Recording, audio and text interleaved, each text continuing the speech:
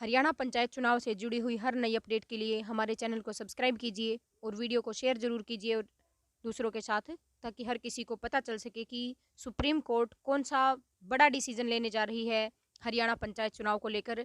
जी हाँ, हम आपको एक बहुत बड़ी और बिग अपडेट बताने जा रहे हैं, तो चैनल के साथ बने रहिए और वीडियो को स्किप मत कीजिएगा। सुप्रीम कोर्ट देने जा रही है बीसीए को बहुत बड़ा झटका। जी हाँ, अभी अभी हाल ही में सरकार ने, बीजेपी सरकार ने अभी आरक्षण दिया था बीसीए को 8% और 2 सीटें घोषित की थी कि बीसीए के जो कैंडिडेट्स हैं वो 2 सीटों पर पंचायत चुनाव लड़ पाएंगे। पर इसको अब सरकार बहुत बड़ा झटका देने जा रही है। सरकार और सुप्रीम कोर्ट, जी हाँ, सुप्रीम कोर्ट जो है वो सरकार को इसमें बड़ा झटका देगी, क्योंकि सरकार ने जो डिसीजन लिया था 8% का उसको रद्द करने जा रही है। और ये बीसीए वर्ग को बहुत बड़ा झटका साबित होगा और अब उन्हें सामान्य श्रेणी के अंदर ही इलेक्शन लड़ना पड़ सकता है। ये देखिए कि पूरी डिटेल हम आपको बता देते हैं क्या नई अपडेट आई है।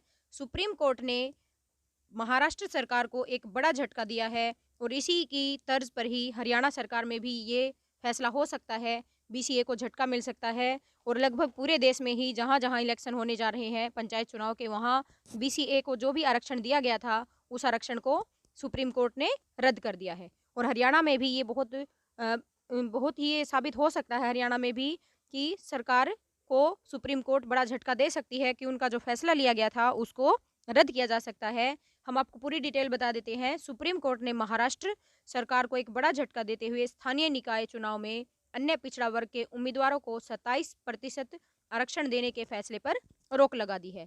23 सितंबर 2021 को महाराष्ट्र के स्थानीय निकाय में अन्य पिछड़े वर्ग को आरक्षण देने का अध्यादेश का मसौदा जो दिया था उसमें बदलाव में प्रस्ताव को राज्य कैबिनेट ने मंजूर कर लिया था।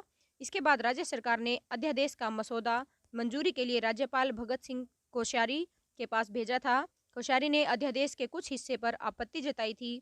इसके बाद उसमें बदलाव करने का प्रस्ताव कैबिनेट में पेश किया गया था।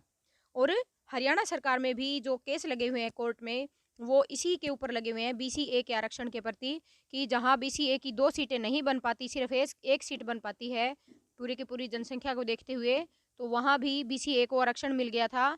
पर अब जो है इस आरक्षण को रद्द किया जा सकता है। अब ये आरक्षण रद्द होके पिछला जो नियम था उसके हिसाब से ही इलेक्शन हो सकते हैं। और ये बीसीए के लिए बहुत बड़ा झटका है और सामान्य वर्ग और एससी के लिए ये जो है सही बात साबित हो सकती है।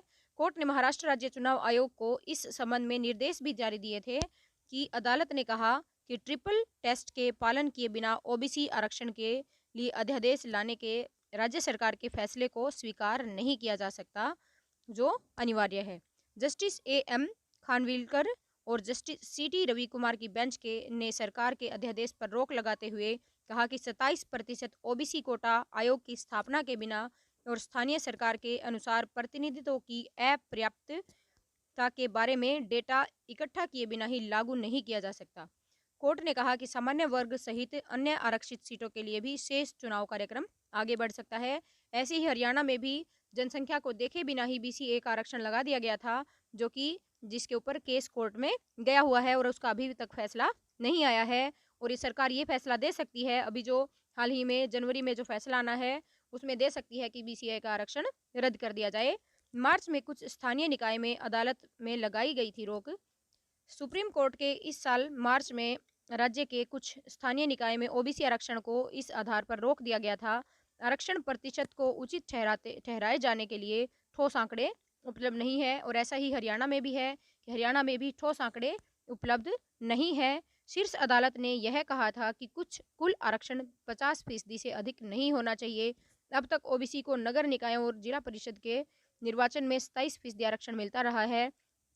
आंध्र प्रदेश और तेलंगाना की तर्ज पर सरकार ने दी थी मंजूरी और इसी तर्ज पर ही हरियाणा ने भी मंजूरी दे दी थी बीसीए के आरक्षण को।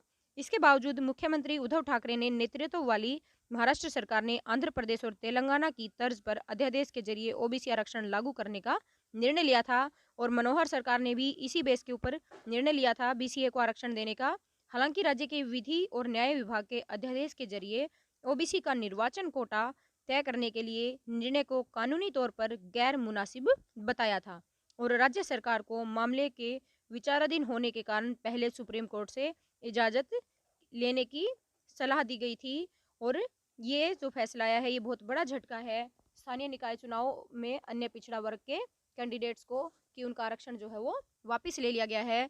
ऐसे ही हरियाणा का भी आरक्षण को वापस लिया जा सकता है। तो ऐसी अपडेट्स के लिए बने रहिए हमारे चैनल के साथ और चैनल को सब्सक्राइब कीजिए। धन्यवाद।